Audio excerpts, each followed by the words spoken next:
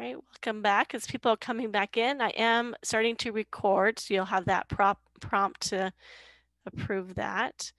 And then we will be going live on the Facebook. So depending on how comfortable you are with the background. But before we do that, I wanted just to have a quick debrief of what came out of your discussion. What are you seeing within your organization? Anybody want to share? This is Helene. I can share just a little bit to summarize for our group. On the first question, some of the needs are staffing, making sure that we have people who can and are able to come back to work. And also, we talked a lot about some of the positive outcomes that have happened as a result of just being able to connect in this sort of way via Zoom. For example, it's really reached new populations of people such as preschool students, senior citizens, and a variety of people able to connect that way. And then in terms of what needs we have from the Fullerton Collaborative, really there's a need for volunteers and high-level volunteers that would be able to go through training programs with an organization that has that need, and then would be able to help lead and run programs. So that's something that really would be helpful. And just really helping to get the word out about the work that organizations are doing and what just kind of promoting, whether it's events or causes, those types of things as well. But those were just a few of the highlights that we discussed. Excellent. Thank you, Helene. Anything that you want to share, Katie, from your breakout? We had a really kind of like a diverse group. And so some people felt that maybe not much had changed during the pandemic, that they were still continuing on. Definitely there's loss of revenue. And so trying to find ways to kind of be creative and continue to provide that high quality service with loss of revenue. Some organizations have also lost staffing. So that's kind of a challenge too, you know, in terms of like here to stay. We do see that there are definitely going to be people who are going to keep virtual components because they did find that maybe they were able to reach some populations that they had not reached before. So they like that integration of continuing to have not only those high touch services, but also having some of those virtual components to supplement, but not necessarily as a replacement for in-person services. Excellent. Well, thank you for sharing. And I realized, I don't know if everybody knows everybody else. Katie, can you just remind us again on what role you play at Cal State Fullerton, and then Helene as well? Yes, thank you. I'm the Director of Local Government and Community Relations for Cal State Fullerton, and I'm also a Fullerton Collaborative Board member. Thank you. And Helene, can you just introduce yourself? Yeah, I'm Helene Morris. I'm the Director of Administrative Services for the Fullerton School District, and I'm on the Fullerton Collaborative Board as well. Thank you. Excellent. And Barry, I'm going to have you, do you have a brief update from what you discussed in your breakout and introduce yourself? I'm going to ask someone else to also add because I came in sort of late, but we talked about the whole issue of safety and how also vaccines is part of safety, because we were talking about the issues of people not wanting to get vaccine, but the larger issue of safety, particularly in South Fullerton. And I think when I came into the meeting, there was discussion about some of the changes with the programs for the arts and also around the scholarship programs that Fred is doing. So is there anybody in the group that wants to share what was discussed before I came on? Maybe Kelly? Well, this is Jesse? I'm the director of the Center for Healthy Neighborhoods. And basically our group was talking about how we all went virtual. I think for the area on students into college, programs like that actually expanded. The arts program had to dramatically reduce. They went online, but they had some really awesome programs. Our center went mainly virtual. Of course, a lot of, we immediately went out and we do a lot of food drives and partnered a lot. And the concerns, I think, was around access to technology, safety, those issues. Excellent. Thank you so much, Jessie. Once again, the director of the Center for Healthy Neighborhoods, and also Barry Ross, the treasurer for the collaborative, and also works many hats with St. Jude as well. So thank you both. Kevin, I know you're multitasking right now. Do you want to go ahead and just provide what you got from your subcommittee and maybe? Yeah, for sure.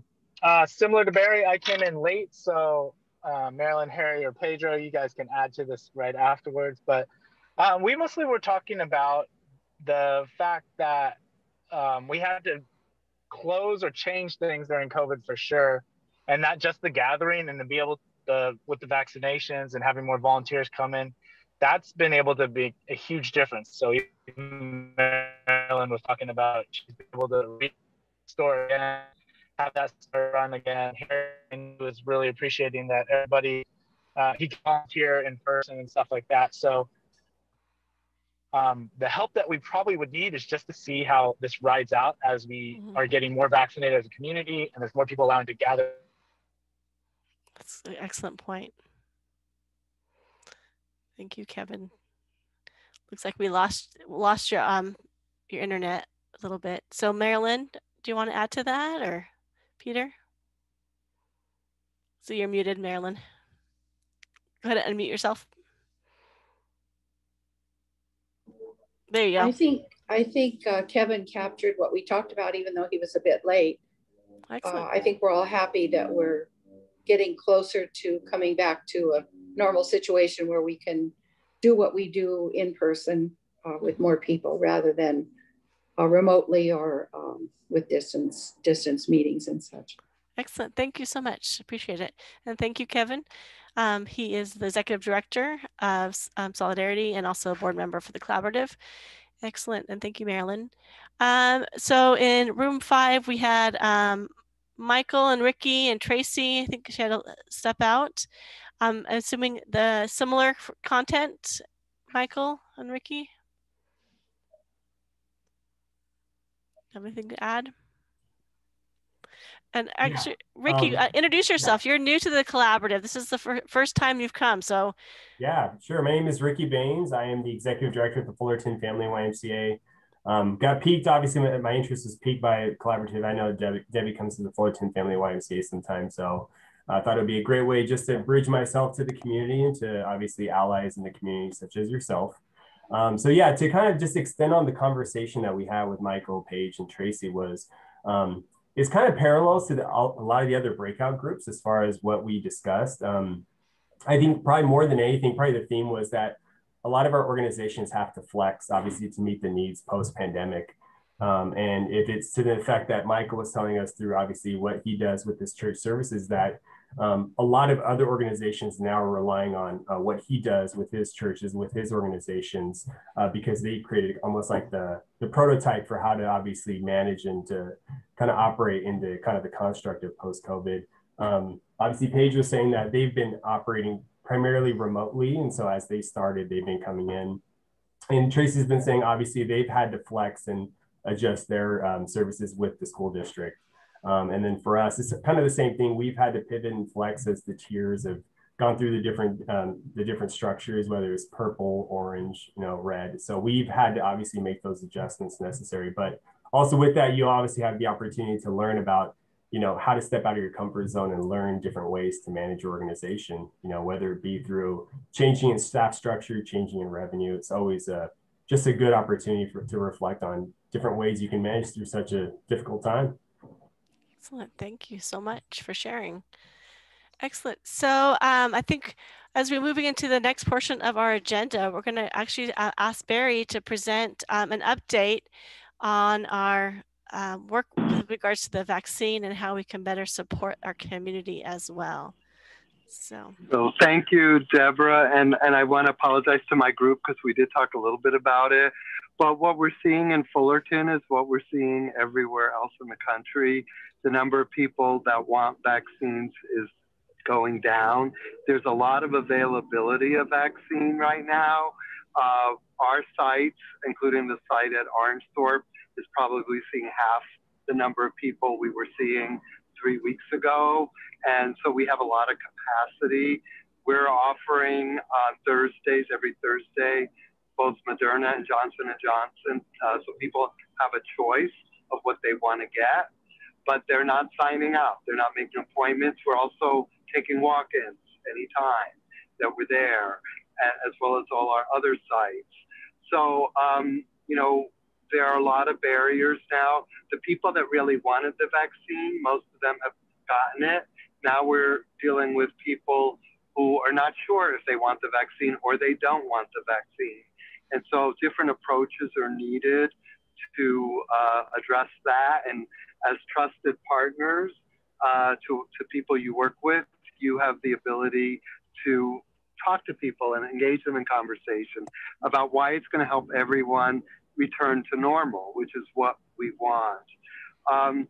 So we're looking at, you know, what strategies there will be. We're also trying to think through what is the right approach when Pfizer is approved very soon, probably this week. They'll be approved for 12 to 16-year-olds, and what might that look like? How do parents now get engaged with their teens to encourage them to get the vaccine?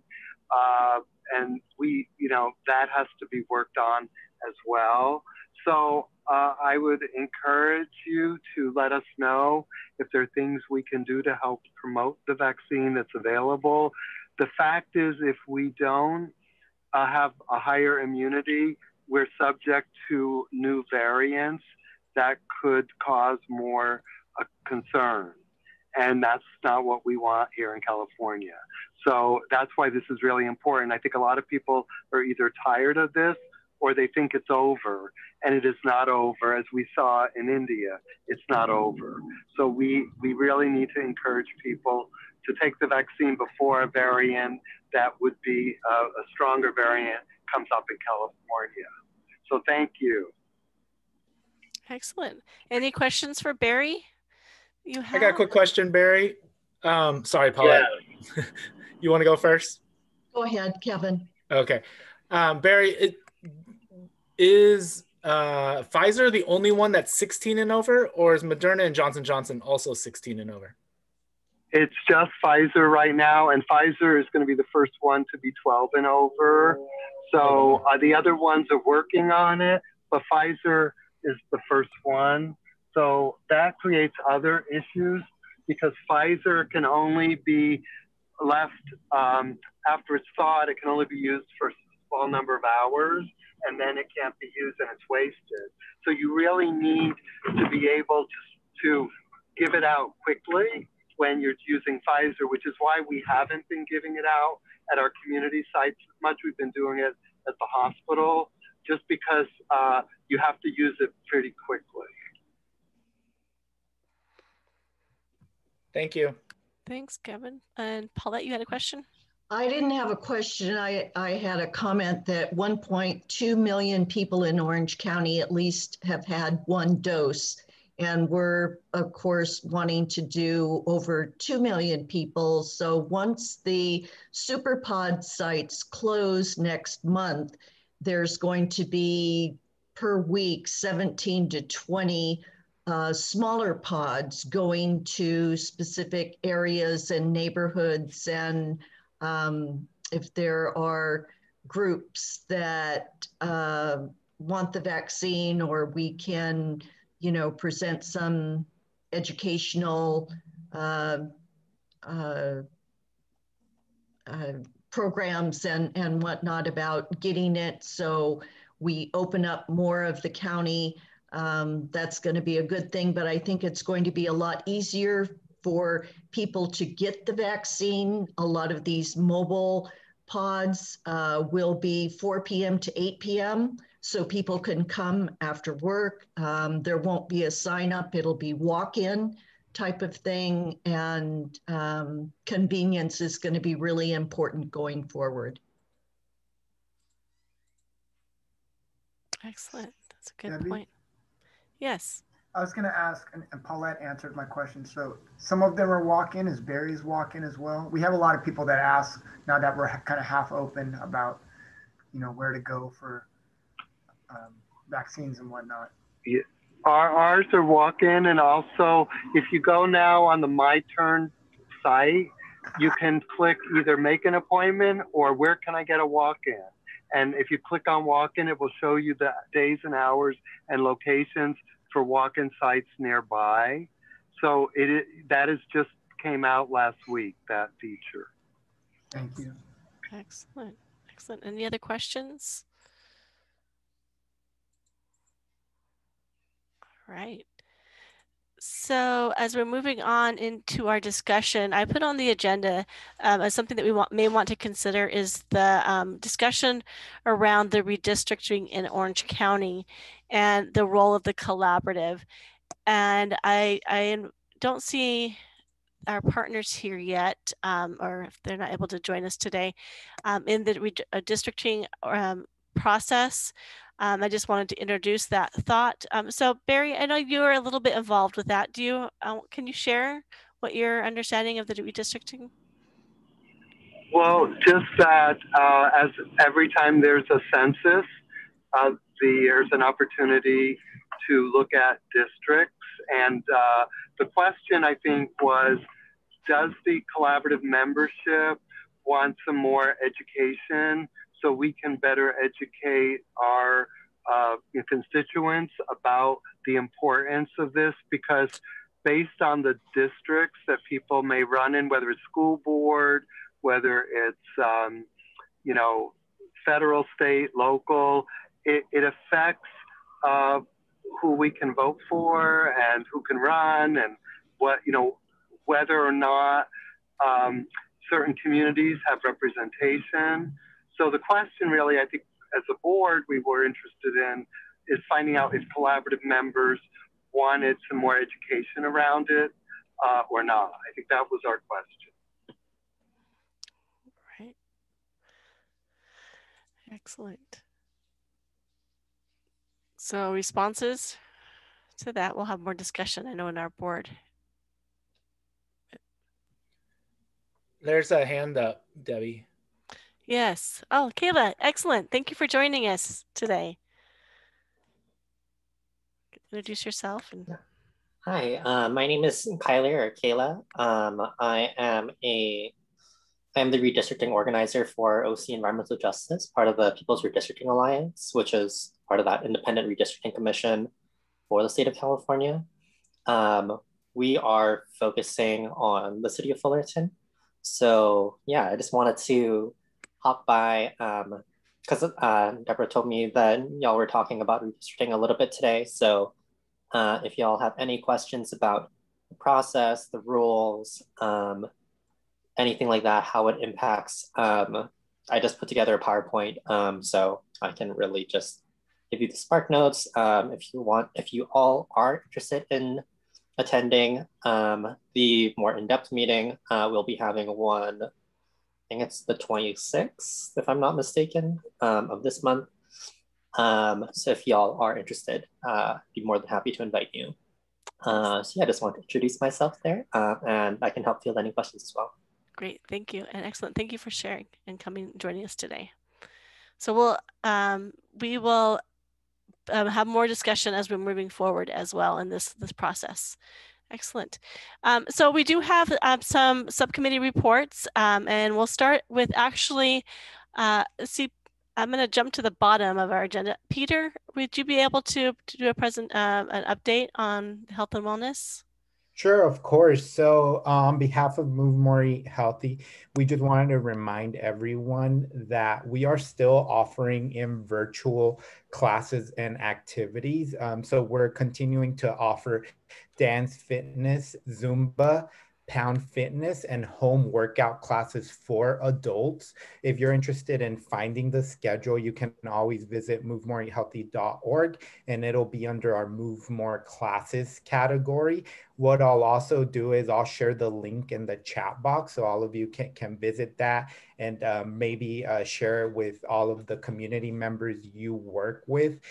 With youth, we are offering mindfulness workshops and also cooking demonstration classes. So again, if you're interested, you can find it in all of our social media platforms. And again, I'll share the link in the chat box. Also, I know Barry mentioned it on behalf of St. Jude Medical Center. We are having the vaccine community clinics at Orange Thorpe United Methodist Church from 8:30 a.m. to 4:30 p.m. He also mentioned that we're accepting walk-ins. I'm actually working the event, so I'll be there as well. So there's that. And also for the summer, Move More, Eat Healthy, we will be launching a Summer Steps Challenge on June 1st, where we are asking potential participants to download the application Walker Tracker, just to really get everyone motivated and excited to engage in physical activity. And so what we're essentially doing is we're asking participants to download the app, and then we're inviting them to our Move More Summer Steps Challenge through the application. And it actually automatically keeps track of the steps that participants are taking. That way they can see each other and really engage in competition and just get really excited. And of course, we will have prizes for the Summer Steps Challenge. If anyone has any questions, comments, or concerns, I'm here. But that's it, Debbie. Excellent. So, any other questions that we had? All right. I just wanted to share a couple of updates. Trang was here earlier, but she had to leave, and she wanted me to do a quick update in regards to their the education program. And of course, Barry, if you wanted to chime in as well. They wanted to, at the last meeting on the 21st, the committee reviewed the results of the Early Child OC Community Self-Assessment. They divided into 3 groups in their brainstorm how to support families under 3 pillars. They talked about resilient families, quality early learning, and comprehensive health and development. Their next meeting is going to be on May 25th, and they will review the brainstorm and create an action plan around that. So if you are interested in getting more information and getting involved in this subcommittee and the work and the collaborative work around education and early education, please reach out to Barry, he's on the phone, but also myself or to Trang, and we'll make sure that you get that information in regards to that subcommittee. Any questions from the group? I think we're good. All right. And then I also wanted to present just on behalf of Next Gen.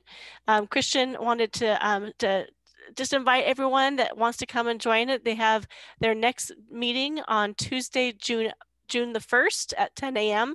They do like a water cooler kind of a meeting where they share resources back and forth and to find out what's going on in the city. So if you are working with the youth, we would love to have you join us there at the next meeting. And Christian is the chair along with Bev Berryman, and they will be able to help support you and connecting you with the resources in the city of Fullerton and supporting each other in that area as well. All right, and then I believe Kelly was on earlier, but I think she had to leave, in regards to the homelessness and how we can help support that. There is not another update on behalf of the collaborative task force. Jason is actually helping someone right now in regards to moving someone's RV to storage for the navigation center. So he's doing the work right now. We wish him well in that area. And so as we're moving forward, and if the tasks ahead, if you're interested, and I know that we've been telling it, a lot of those that are working in the field, be on the lookout for emails and the work that is happening in the city of Fullerton, because it is happening, and we look forward to having that discussion and that work with you as well. So that's the updates in those 4 subcommittees. And I would love to open this up now. We have 12 more minutes. And the agenda is the collaborative partner announcements. And I see a lot in the chat. And if, unfortunately, for some reason, the settings weren't set right and I couldn't change them where you can't email each other personally. So you're just having to email everyone to the broad public, which is great. And just wanted to do some shout outs. If you have things coming on that you want to be shouted out, and this is streaming live on Facebook, so please feel free to raise your hand and I'll call on you. And I realized, Bev, you're here. I'm sorry, I didn't know that you were there for Next Gen. So hopefully, no, you did fine. Okay. I came in late, so you're okay. Okay, good. All right. So anyone want to share any announcements? I see some in the chat. Kelly, go ahead. Hi, I'm Kelly Whiteman from All the Arts for All the Kids Foundation, and we just have a couple things. One, we want to say thank you to all of you. And no, I am not Laura Lynn. She's still around. Everybody recognizes Laura Lynn, but it's me now. We are able to have our summer adventure camp again. So if anybody's looking for a summer camp for their students, we are online, allthearts.org. We're filling up really quick because of with the COVID restrictions and whatnot. We're keeping it smaller this year, but we're back. So we're very excited about that. And the other thing is the Fullerton Sunrise Rotary Club is holding a wine tasting fundraiser for us and Fullerton Museum Center. So I put the information and everything. Again, you go to fullertonsunriserotary.org to purchase a package. We'd love to see you all and keep the arts going in Fullerton. Excellent. Thank you, Kelly, for sharing. Okay, and then Sue, I see that you put some things in regards to the Jane Nessie's Fellowship Program. If people came in late, they may not have seen it. So can you just share with what's going on with that? Yes. Give me a second here. Okay. Oh, sorry. I just turned my thing back off. Okay, so the Jane Nessie Center is getting ready to start our fellowship program again for the summer, which will start at the end of May and run until mid-July. We'll be off for July 4th week, so you don't have to worry about that. It's on Zoom. You don't have to go anywhere. It's on Fridays from 9 to 12.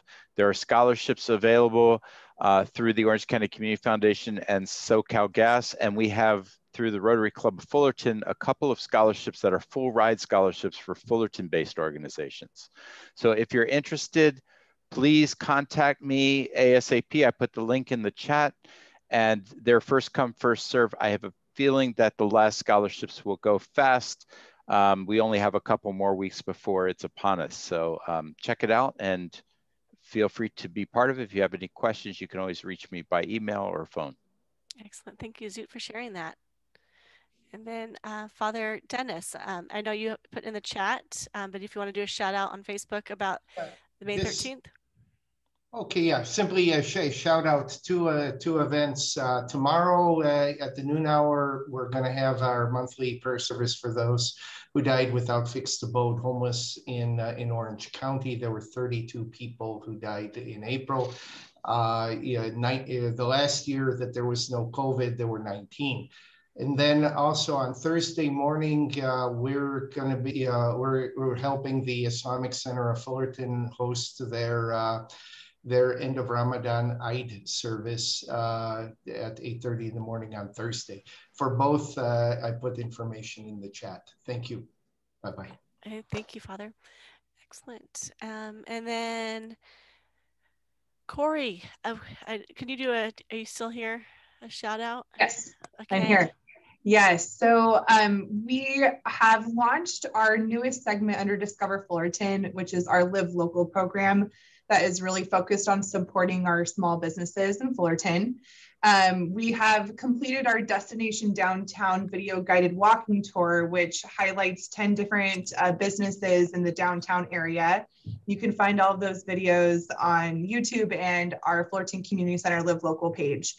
We're now recruiting business applications for the next segment, which is the Soco District Walk.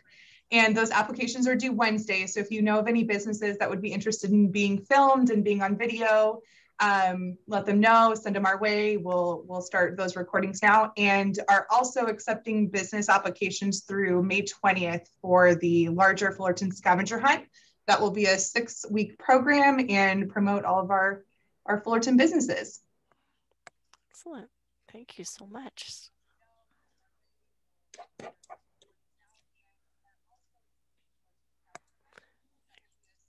Okay. All right. Anyone else want to share? Yeah.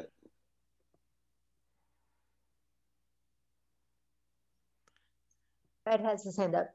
Yeah. Okay. Go for it. Hi.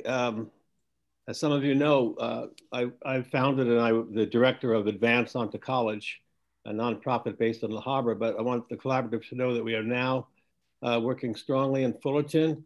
This is the first year we're able to give scholarships out away from, other than at La Habra and Sonora High Schools. We'll be giving scholarships next week at Fullerton High School, and the following week we're giving one scholarship to a young man at La Vista, and then to Sunny Hills we're doing one, Buena Park we're doing a couple. So we're in full. We have funders now from Fullerton who know about us and want us to extend our work out here. So we'll be here, and thanks to the collaborative, by the way, because we were so locked in and parochial in La Habra, right? And all of a sudden I met Deb, and Deb said, "You guys ought to join the Fullerton." I said, "All right."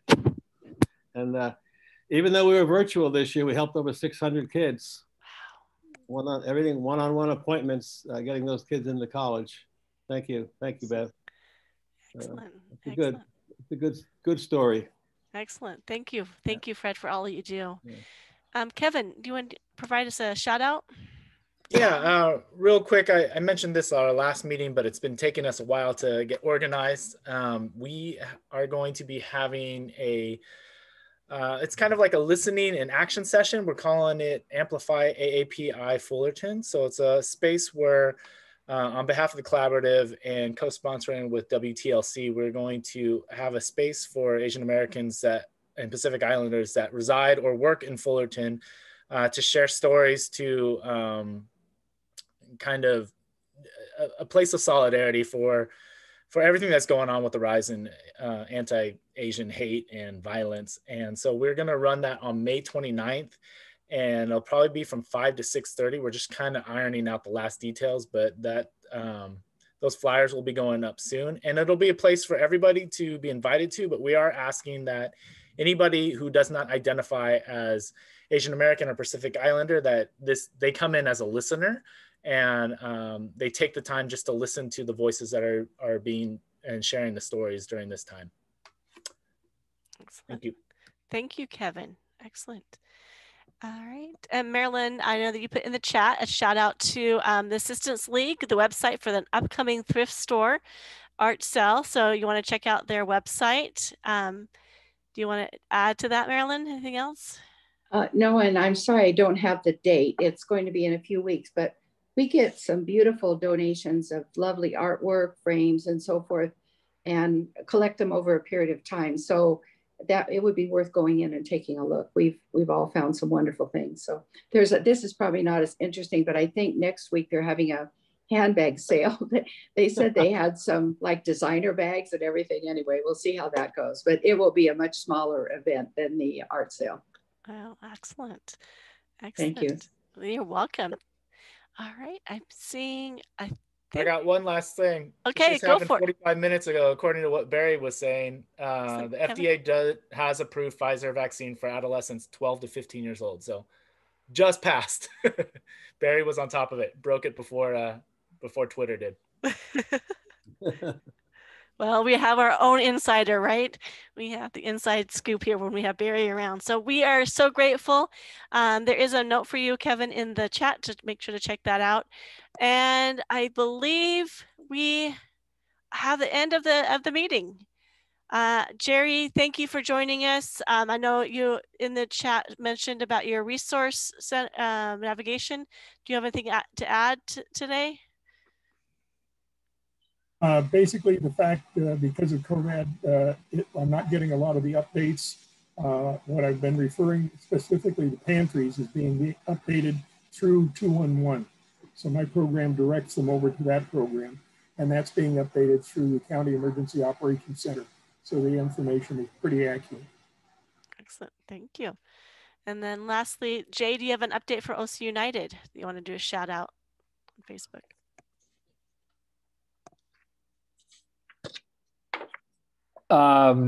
No, I just wanted to just happy to affirm everybody. It's great to see your faces and the good work going on in our city. So happy to be collaborating with you all and looking forward as we continue to move and things open up and we get a chance to collaborate in person. That will be wonderful. Great. Yes. Thank you. Wonderful job to your team for your work with Love Fullerton. It was an honor to have that again. So way to go. Way to work hard. Everybody's clapping virtually. All right. All right, so I'm going to go ahead and end the meeting. We're 1 minute shy of the 3:30 mark. Thank you, everyone. Just mark your calendar. Our next meeting is around the corner. It'll be on June 12th. We are waiting and anticipating the day when we'll be able to meet back in person in our lovely general meeting.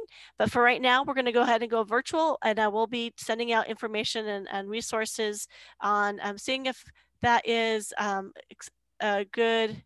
Yes, sorry, June 14th. Thank you, Helene.